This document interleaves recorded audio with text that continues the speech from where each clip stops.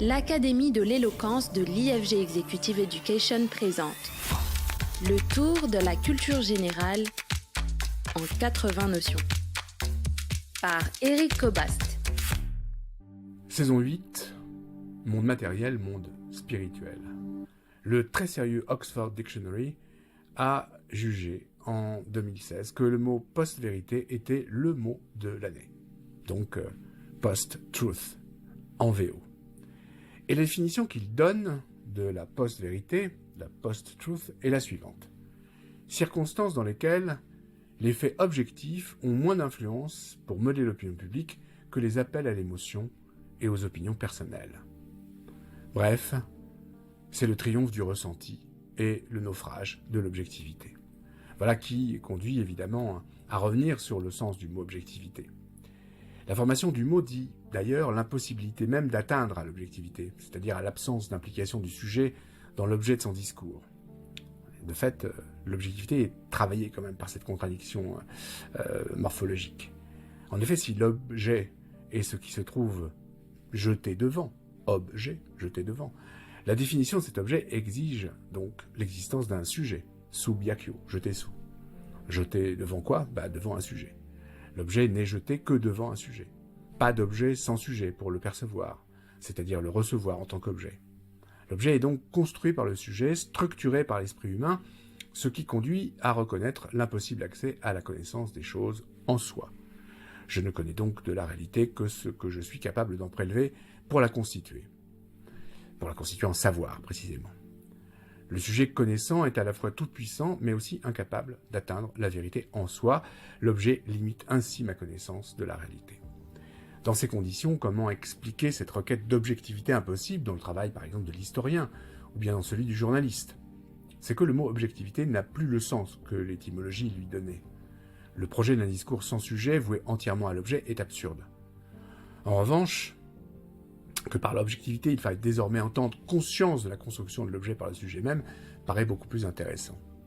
L'objectivité est au fond déjà une forme exigeante de la subjectivité.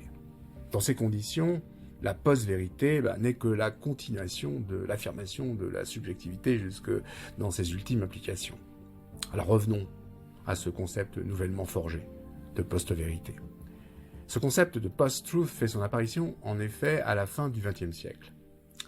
En 1986, le philosophe américain Harry Frankfurt publie un article intitulé « De l'art de dire des conneries », dans lequel il établit un degré de parenté entre le mensonge, lie, et ce qu'il appelle le baratin, la connerie, c'est comme ça qu'on pourrait traduire le mot anglais « bullshit ». Mais aussi une distinction intéressante entre les deux termes. Alors qu'un menteur, en effet, fait délibérément des déclarations fausses, choisit donc la contre-vérité, le second ne se réfère même pas à la vérité. Il n'en tient aucun compte. C'est ça, les bullshit. Et alors que le premier a besoin de connaître la vérité pour mieux la cacher à son interlocuteur, eh bien, le second n'est intéressé que par ses propres objectifs et ne s'y intéresse absolument pas. Post-vérité dit donc un au-delà de la vérité n'a plus d'importance. Les conneries, les bullshit, dit Frankfurt, sont un ennemi plus grand de la vérité que les mensonges. Ainsi, l'émergence du concept post-vérité, il apparaît donc fin du XXe siècle, et il émerge dans notre vocabulaire au début du XXIe siècle, correspond au fond à l'apparition de deux facteurs. D'abord, nous sommes de plus en plus nombreux à utiliser Internet, et ce faisant, nous ne sommes plus seulement des consommateurs de médias, mais nous devenons aussi des producteurs, par les blogs, les partages sur les réseaux sociaux, les émissions de messages divers et nombreuses depuis les smartphones. Ceci sans être nécessairement soumis, évidemment, à des règles de contrôle déontologique, comme le seraient, par exemple, les journalistes. Donc une prolifération d'informations qui peuvent facilement glisser vers donc ce que Frankfurt appelle le bullshit.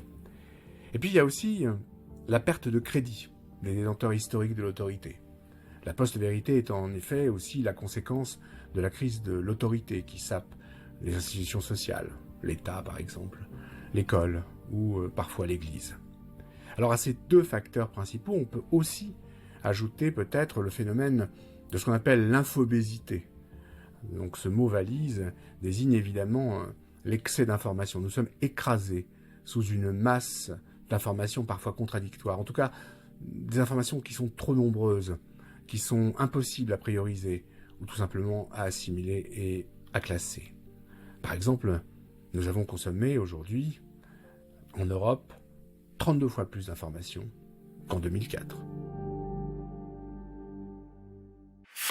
C'était le tour de la culture générale en 80 notions par Éric Cobast, un podcast proposé par l'Académie de l'éloquence de l'IFG Executive Education.